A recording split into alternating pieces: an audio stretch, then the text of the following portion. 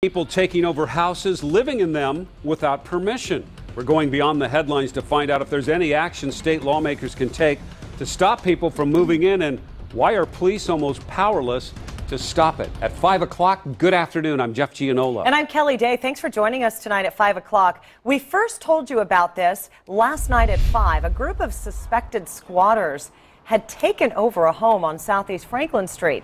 A man claimed that a realtor rented him the home, but the brother of the most recent owner says that just isn't true. He told us that he inherited that home after his brother died, and then the home slipped into foreclosure. Well, tonight we discovered the state of Oregon and the Portland metro area are some of the worst in the entire country when it comes to vacant, foreclosed homes. So Chris Woodard has been looking into the numbers for us. Chris, the question is, with such a high number, what's being done about this? Well, at this point, I can tell you it's not going unnoticed. These trash homes and these vacant homes have become a real problem here. As a matter of fact, as much as we all love Portland, as much as we love Oregon, we're some of the worst in the country in this area.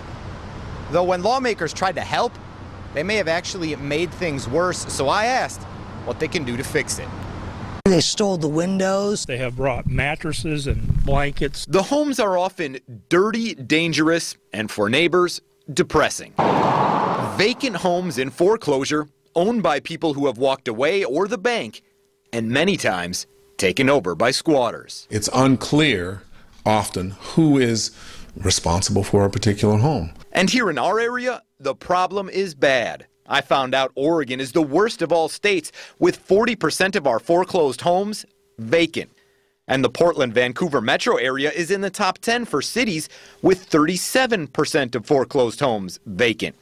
That's according to a recent study by RealtyTrack. Is enough being done right now? Oh no, obviously enough isn't being done, but now at least you have a tool to do something. State Representative Lew Frederick has been working on the issue for years and recently got the Good Neighbor bill passed.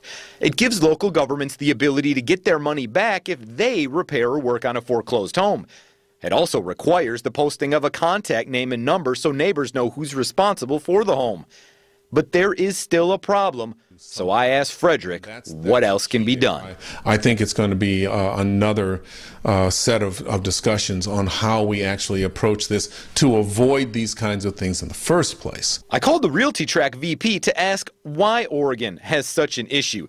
He says lawmakers may have unintentionally made the problem worse.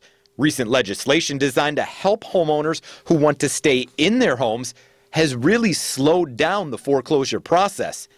The vacant homes are a result. It can sometimes take 2 or 3 years for that foreclosure to take place, and during that time, what we're seeing is more of the homeowners are just deciding to walk away. And the RealtyTrack VP tells me that in some areas they've actually passed legislation to fast-track foreclosures when people want to just walk away so you don't have those vacant homes sitting there. Now, Fredericks told me today he understands more work needs to be done in this area in Oregon. It is something we will certainly continue to follow to make sure lawmakers follow through. Live downtown, I'm Chris Woodard for KOIN 6 News.